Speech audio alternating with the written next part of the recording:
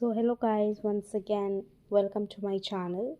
So in this particular video we are going to read the last second chapter of cbse class 12 Flamingo, and that is the interview.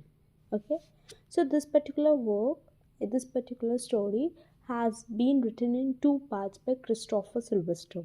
We will begin with the first part. So let us understand what is it. In the part 1, the author calls the long found interview a commonplace for journalism. Like, interviews have been a very common thing in journalism, like it has been for around 130 years. Every literate person has read an interview at some point in their lives. Several celebrities have been interviewed in the past, and it is no surprise that different people have different views about the interview. Like, obviously in real life also we see different people have different opinion about certain things. Okay, this is what it is being said here. Some see interviews as a source of truth, while people like celebrities consider themselves as victims of these interviews, right? Like, they consider, why are these happening? People, sometimes troll them on the basis of their interviews. This is why they look at interviews as an unwarranted intrusion into their lives. Like, you see that these celebrities have nothing to keep a secret. Their entire lives get revealed on these screens through the interviews to the people, right? Yeah. The author compares their opinions on interviews to superstitious beliefs. The author gives an example where people used to believe in the earlier days that capturing a photograph means stealing people's souls. The author gives examples of famous personalities to exhibit the differences in opinions about interviews. Like, Will Snapple's opinion was that some people are wounded by interviews and lose a part of themselves. This is a first example. The second one is Lewis Carroll, writer of famous Alice in Wonderland, feared being lionized by interviews and did not consent to give any. Like, what happens is, the interviews question the ones taking the interview in several different ways. Okay, so it becomes very difficult for the people to answer on the spot, and it feels that what if they say something wrong and people just will not leave them, they will troll them badly. Okay, he felt satisfied and amused at silencing all the interviewers. Other than we have Rudyard Kipling regarded interviews as immoral and considered them demeaning for a respectable person. Then H.G. Wells, who considered interviewing an unpleasant experiences, was a frequent interviewee and had also interviewed Joseph Stalin in the later years of his life. Then we have Saul Bellow had once described interviews as the thumbprints on his windpipe. So you see, it's like very difficult and very distinctive opinions we have got to know from different people.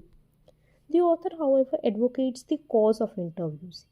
He calls an interview a supremely serviceable medium of communication. He quotes Dennis Brand to support his point. Dennis had claimed that interviews were the most vivid impressions of contemporary people. Like, interviews are the things because of which we know much about the previous people, the contemporary people. The contemporary people means at the same time people like at the same time what is happening in the other area, and at the same time what two different people are doing. Okay, everything happening in the present moment is conveyed to us through one man asking question to another. As a result of this, the interviewer holds unprecedented power and influence. Okay, so this was all about part 1. Like, we have seen here the different perspective of about interviews, from interviewers point of view and interviewees, basically the point of view of the celebrities we have known here, and how, according to the author, it is a good thing as it helps us to know a lot about what is happening at present. Okay, now we will deal with part 2. At this particular part, that is part 2, it is an excerpt from an interview between Umberto Eco and Mukund Padmanabhan.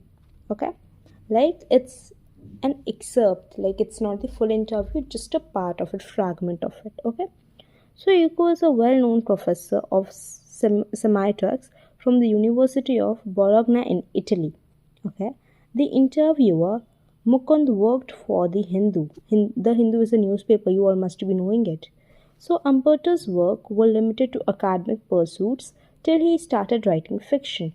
Like the person Umberto Eco, who is being interviewed here, wrote basically in the academic perspective and academic things till the time he started writing fiction books. Okay, he achieved stardom in 1980 when his book The Name of the Rose was published. The book sold more than 10 million copies. So you see how this particular book helped him gain fame and name.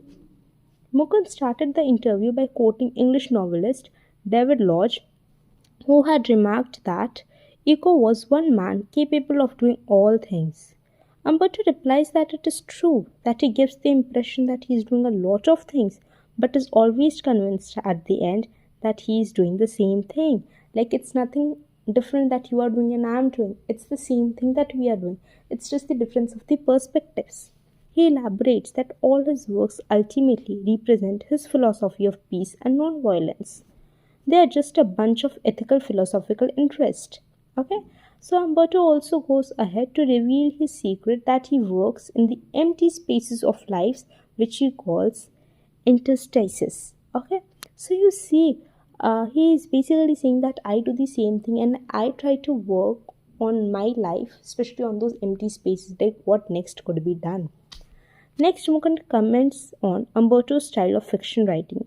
He points out that Umberto's styles of writing fiction is quite informal and playful in nature as compared to serious and dry style of academic writing. Like when he used to write in academic pursuits, his writing was very formal, very serious. But this one is very informal and very playful. So Umberto then says that about the presentation of his first doctoral dissertation in Italy. One of the professors had commented on the unique presentation by Umberto Eco. Instead of talking about his hypothesis and drawing conclusions by concluding them, Umberto told the story of the research, along with the trials and errors involved in them. Umberto then discovered that it was more functional to write scholarly books in the form of narratives.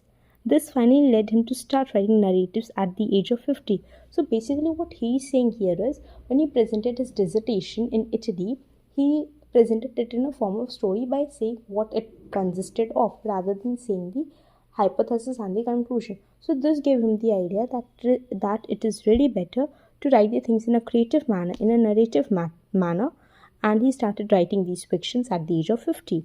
He talks about how his friend Roland Barthes had always wanted to engage in creative writing, but could never do so. Umberto even reveals that he never felt that this kind of frustration in life. He had started writing narratives accidentally, and they satisfied his taste of narration. Even he said that Umberto has written over 40 academic articles as compared to the minimal number of 5 fictional books, yet these 5 fictional books gained him much more fame. Mukund wanted to know if it bothered Umberto when the majority recognized him as a novelist rather than an academician, obviously. So Umberto admitted that it did bother him because he considered himself a university professor who writes novels on Sundays. However, he acknowledges the fact that he cannot hope to reach a big audience of 1 million readers by just reading academic articles. The next question on Umberto's successful work, The Name of the Rose. Mukund finds it a wonder that the book, which was on metaphysics, theology, and medieval history, enjoyed such a huge mass audience. So Umberto explains that only journalists and publishers are puzzled about this. They assume that people do not like difficult reading experiences. If Name of the Rose is sold between 10 to 15 million copies in a world of 6 billion people, it meant that this particular number of people did not like easy reading experiences. Obviously. As to question about Umberto's book being success because it dealt with period of medieval history, the writer calls the reason behind a mystery. Basically, he did not reveal the reason. He said it as mystery. Okay, because it's not like revealing the reason. It's like history is a mystery for a lot of people. So the main reason was that it consisted medieval history, and for much of the people, it was a mystery. Okay. Umberto's American publisher loved the book but did not expect the book to sell more than 3,000 copies in a country like the US. where nobody had seen a cathedral or studied Latin. However, the book sold 2 or 3 million copies in the US. So this is how he concluded his interview. Alright, by saying that in US, in the country like US also, his 3 to 2 to 3 million copies were sold. Okay, so what we can conclude is it demonstrates that public can connect to its significant contemporary counterparts through interviews conducted by the journalist. So you see, we get to know about the interviewer's perspective through this interview only, isn't it? Interviews do not only help us to understand the interviewee's point of view, but also gives us the new information and perspective to think about these things. These facts and perspectives act as eye openers for us and offer us a new food of thought. Even Umberto reveals his secret of working in empty spaces is a fresh outlook of looking at things. He also proposes that not all people like or succumb to read works of easy reading. Some enjoy difficult reading experiences too, like metaphysics. Alright, so this was all about this particular chapter, that is the interview. We talked about the experiences. Other than this, important questions will be uploaded very soon on my channel through a YouTube Shorts video. You can look into that. And guys, please subscribe my channel if you like it. I have been uploading the explanation of each and every chapter. So yes, please subscribe my channel, like it, share it for more such content and for scoring good marks in exam. Important questions will be uploaded really very soon. And for rest of the chapters, it has already been uploaded. You can just look into that and study well. Thank you so much. Have a nice day ahead.